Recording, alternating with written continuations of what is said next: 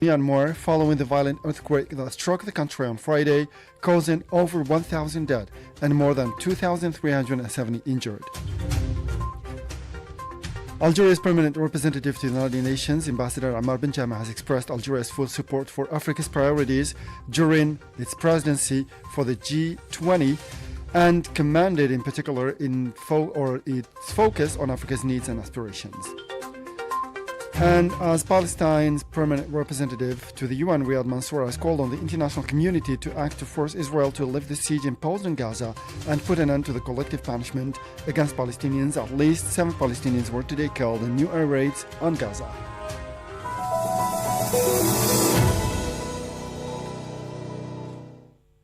Those were the headlines, and now the news in detail from Radio Algeria International. First in our news, the National Commission for the Observation of the Lunar Crescent of the Ministry of Religious Affairs and Waqfs or Endowments has announced that the Night of Doubt devoted to the observation of the Lunar Crescent has been set for this evening to determine whether Eid al-Fitr will be celebrated tomorrow or on Monday to mark the end of the holy fasting month of Ramadan.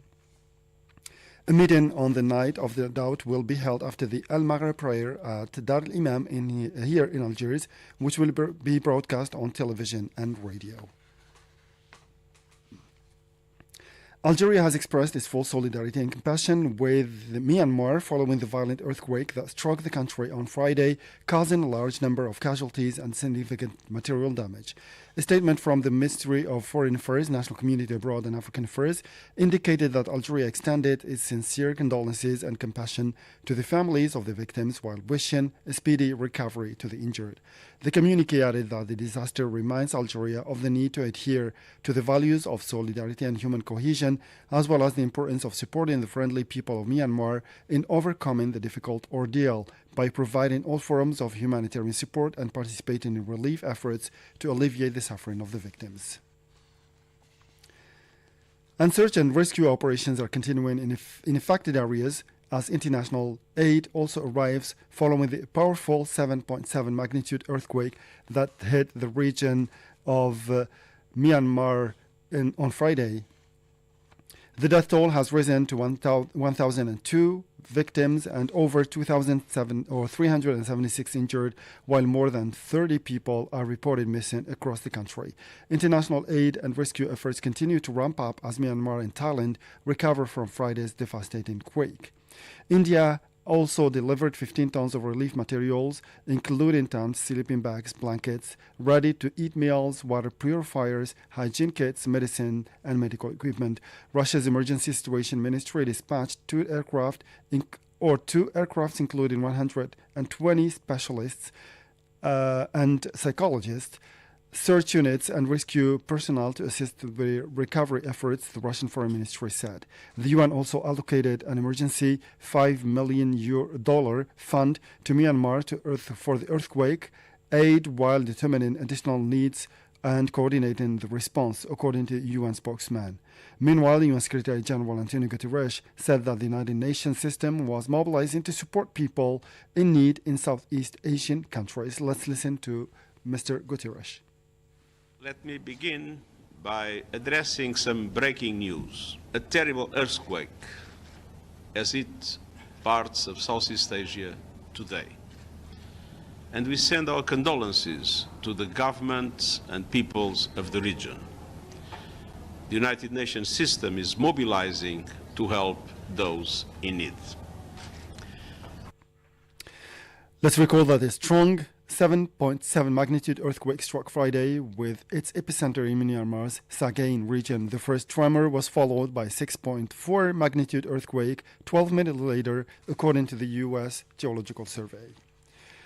Algeria's permanent representative to the United Nations, Ambassador Ammar Benjama, has expressed Algeria's full support for South Africa's priorities during its presidency for the G20 and commended in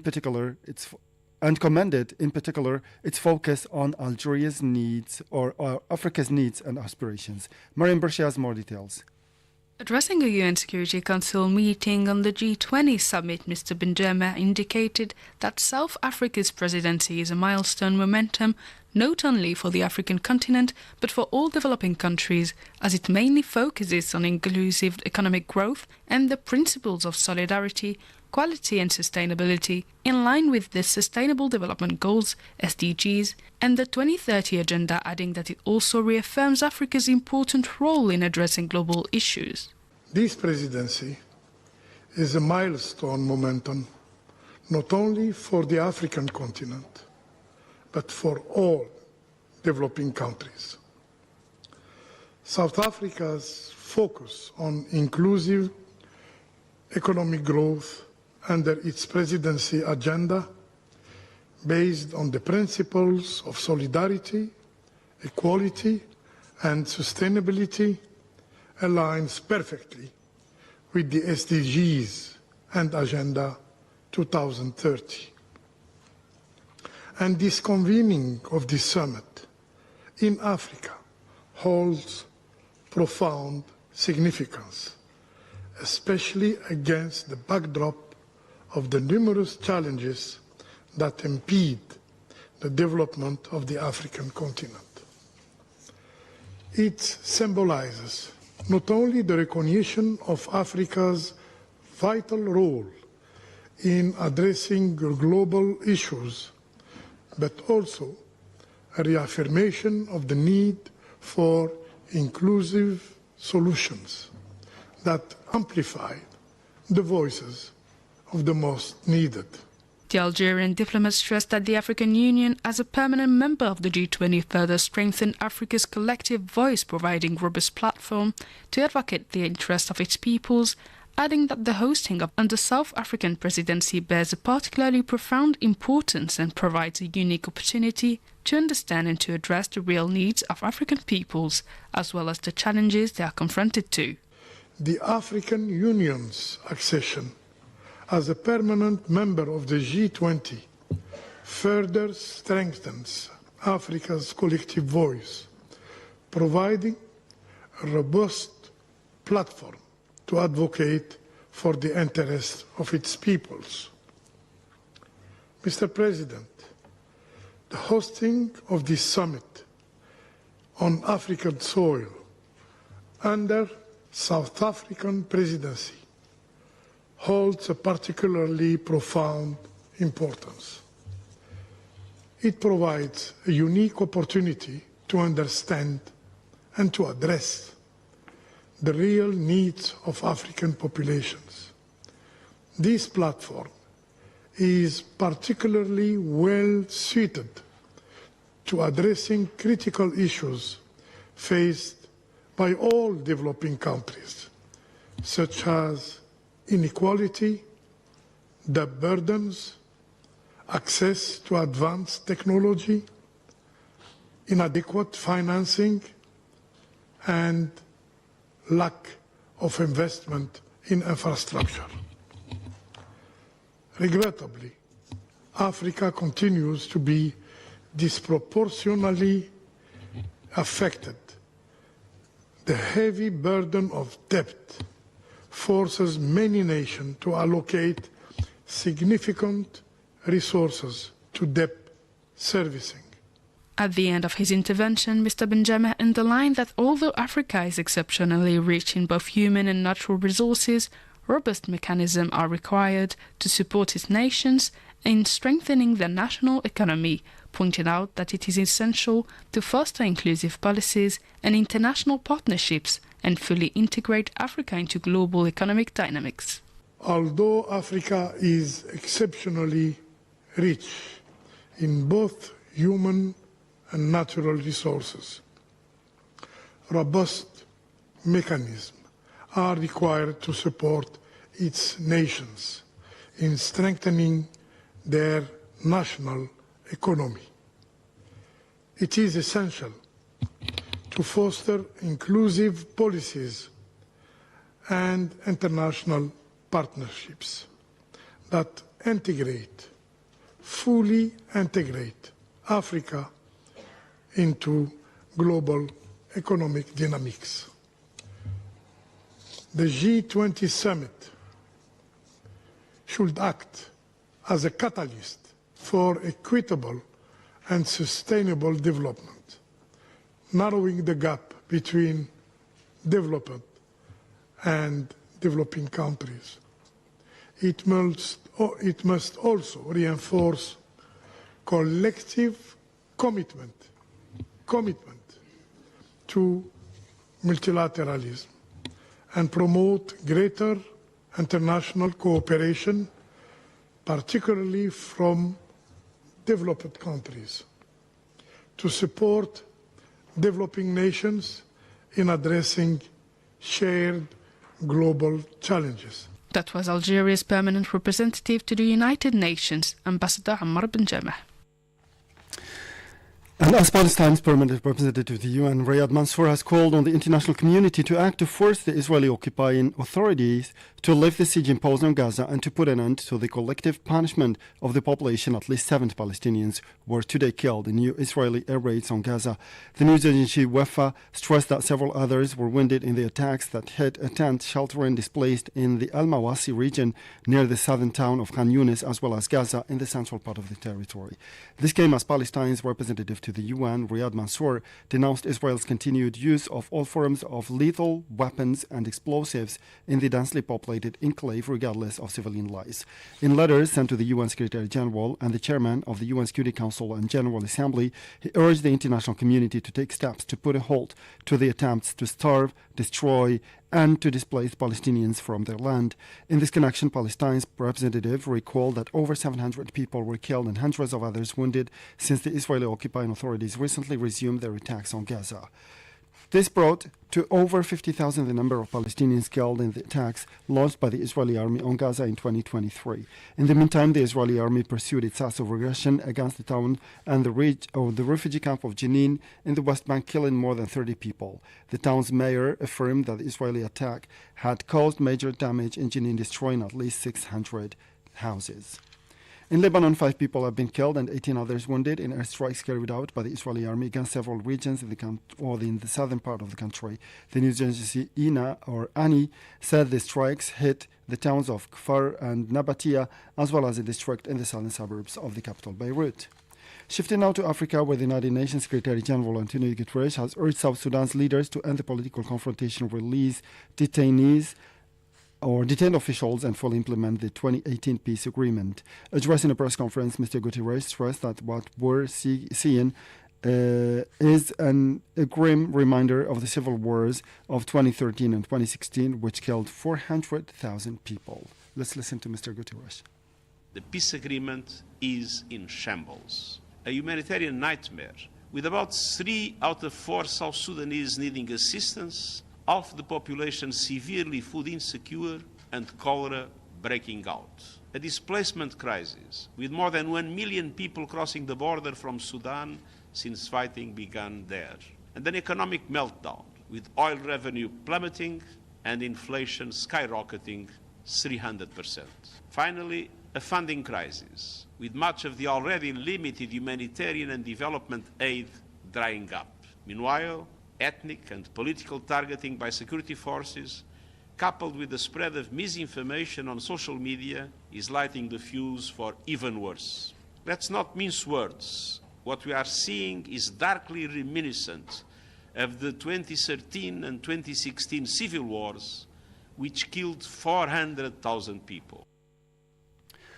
Mr. Guterres added that it was time for dialogue and escalation in the interests of the long-suffering people of southern Sudan. We face operational limitations. For the sake of the long-suffering people of South Sudan, it's time for dialogue and de-escalation. The Horn of Africa is already in turmoil and cannot afford another conflict, nor can the people of South Sudan. To the leaders of that country, I say, end the politics of confrontation. Release detained military and civilian officials now. Fully restore the government of national unity and vigorously implement the promises you made through your commitments to the peace agreement, which is the only legal framework to peaceful, free and fair elections in December 2026. I also urge the regional and international community as guarantors of the peace agreement to speak with one voice in support of the peace process and against any attempts to undermine it. And with this, we come to the end of this news bulletin for today. Time now for weekly programs devoted to the holy month of Ramadan. I'll meet you again tomorrow for fresh and another edition of our news bulletin. Thank you, and صحفتكم. For the UNHCR, the UN Refugee Agency, the situation is deeply worrying and could have serious consequences.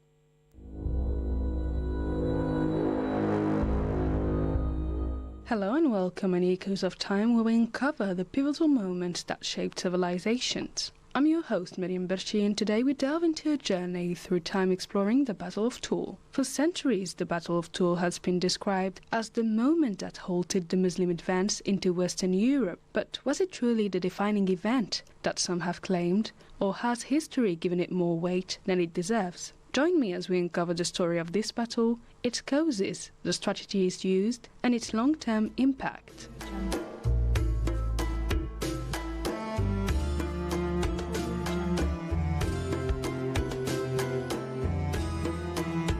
To understand how the Battle of Tours came to be, we must go back to the early 8th century, a time of expansion, ambition and conflict. The Umayyad Caliphate, ruled from Damascus, had built one of the largest empires in history, stretching from Spain to Central Asia. In 711, Muslim forces crossed into the Iberian Peninsula and swiftly defeated the Visigothic kingdom, establishing Al-Andalus. From there they continued northward, crossing the Pyrenees into Frankish territory. These were not just military conquests, but also raids, searching for wealth, influence, and strategic control. By 732, the Umayyad governor of Al-Andalus, Abdurrahman al-Rafiqi, led a powerful army into what is now central France, targeting the wealthy city of Tours. But standing in their way was Charles Martel, the de facto ruler of the Frankish kingdom. Though not a king, he held immense power as mayor of the palace. When news of the Umayyad advance reached him, he knew he had to act. Gathering his warriors, mostly Frankish infantry, heavily armored and trained for close combat, he prepared for battle. Unlike the Umayyads, who relied on cavalry and speed, Martel's strategy was based on discipline and defense. He chose his battlefield carefully, near Tours, on high ground, where his men could form a solid defensive wall. The stage was set.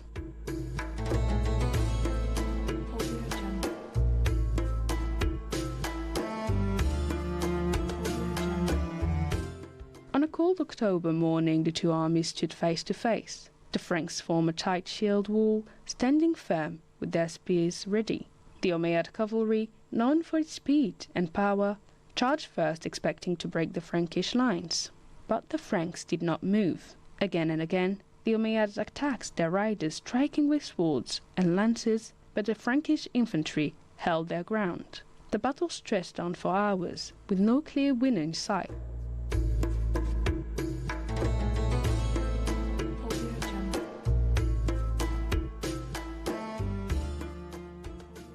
Then, as the sun began to set, a moment of confusion changed everything.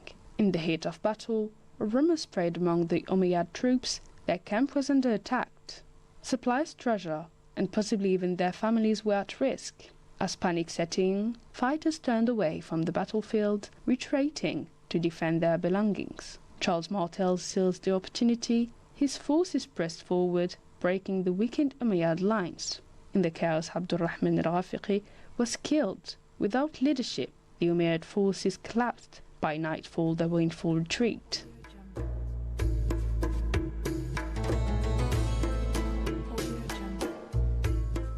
The next morning, Charles Martel and his army surveyed the battlefield. They had won.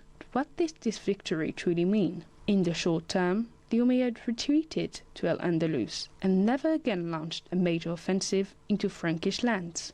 Charles Martel emerged as a powerful leader, strengthening his hold over the Frankish kingdom. His grandson Charlemagne would later build on this victory to establish the Carolingian Empire. Some historians argue that the Umayyads were not trying to conquer all of France, but were simply conducting raids for wealth and influence. Others point out that internal struggles within the Umayyad Caliphate, not this single battle, were what truly halted their expansion into Europe. And yet the symbolism of Tours remains strong. In later centuries, European chroniclers would call it the battle that saved Europe from Muslim conquests. Whether or not that is true, its legacy shaped how East and West would see each other for generations to come.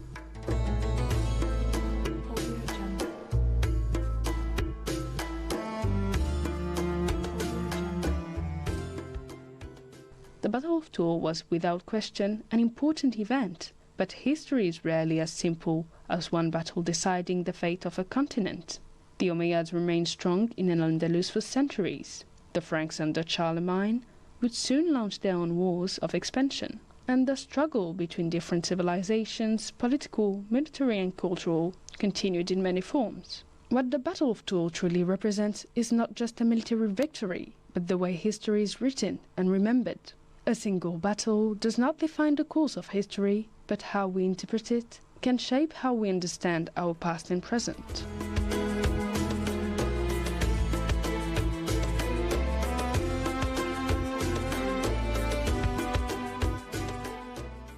This has been Echoes of Time. I'm Mariam Bashir. Join me next time as we uncover more hidden stories from history. May the echoes of the past resonate in the present and guide us into the future.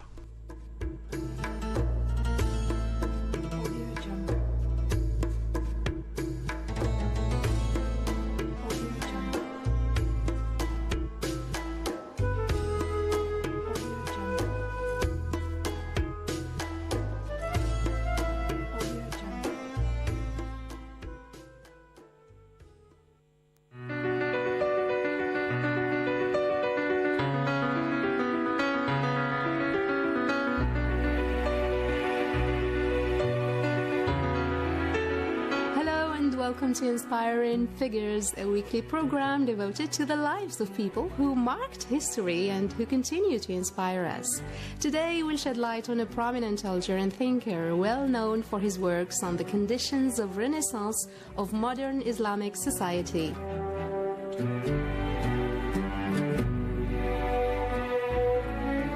Melk bin Nabi was born in Constantine in eastern Algeria into a modest family in a conservative Algerian community. He studied in public school in Algeria and graduated in 1925. He then left for Paris and came back home. He worked as a clerk in the Justice Court in 1927, in which he started to understand the status of his country. For the aim of studying in France, he joined a school of wireless connections to become an assistant engineer. Engineering was not his primary choice, but at that time scholarships to France was reserved for technical studies, not for intellectual fields. So, however, he indulged in his technical studies as well as his intellectual life in France and married a French girl. During this period, he started publishing his views concerning the question of resurrection from an Islamic point of view. He moved to Cairo after the announcement of the Armed Algerian Revolution in 1954, where he was met with reverence. In Cairo, he continued his intellectual production until the independence of Algeria in 1962, when he returned back home. Upon his return, he was appointed as Minister for Higher Education until he resigned in 1967. He then devoted himself to continuing his intellectual journey.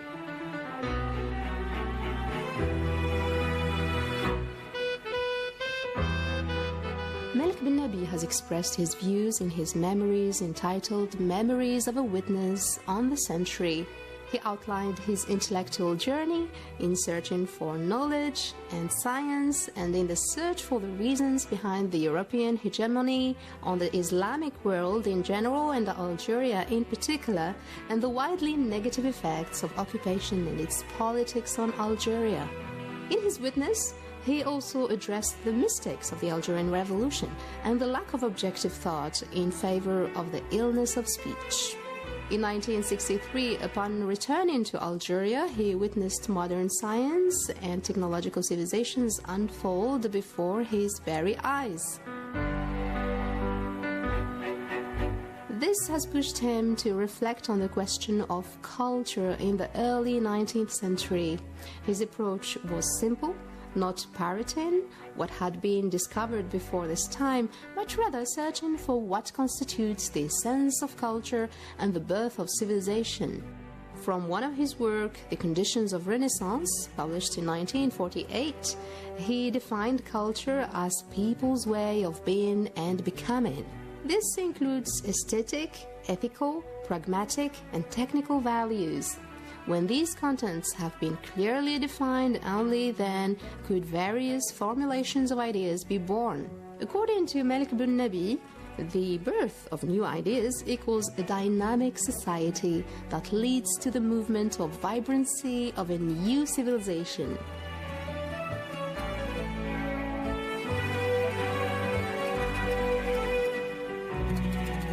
In another book, The Question of Culture, published in 1954, he said the organization of society, its life and movement, indeed its deterioration and stagnation, all have a functional relation with the system of ideas found in that society. If that system were to change in one way or another, all other social characteristics would follow suit and adapt in the same direction. Ideas as a whole form an important part of the means of development in a given society. The various stages of development in such a society are indeed different forms of its intellectual development. If one of those stages corresponds to what is called Renaissance, it will mean that society at that stage is enjoying a wonderful system of ideas, a system that can provide a suitable solution to each of the vital problems in that particular society.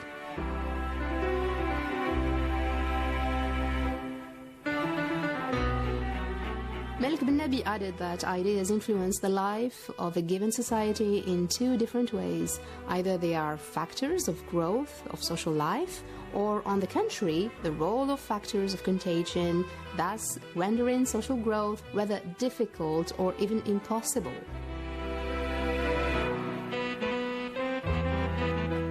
Malik bin Nabi said that in the 19th century, the relations among nations were based on power.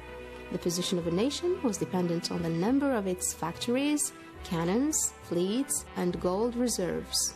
However, the 20th century introduced a new development in which ideas were held in high esteem as national and international values. This development has not been strongly felt in many underdeveloped countries because their inferiority complex has created an infatuation with the criteria of power that is based on objects. Malik bin Nabi then criticized the Muslim society today for frequently falling into an apologetic state where its members keep on harping on the civilization that once was built by the forefathers.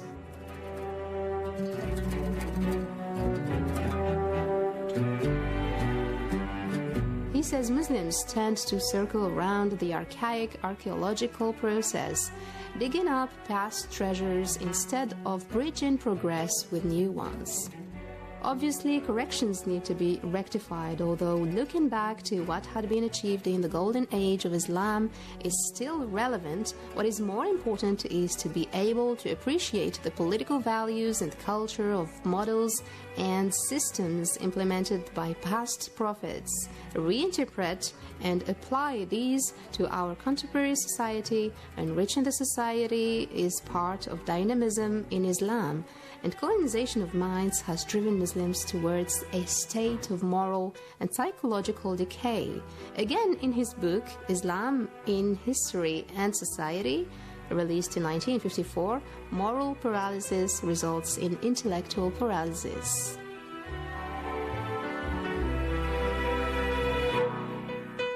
Well, with this we come to the end of Inspiring Figures for this week, devoted to great Algerian thinker Malik bin Nabi.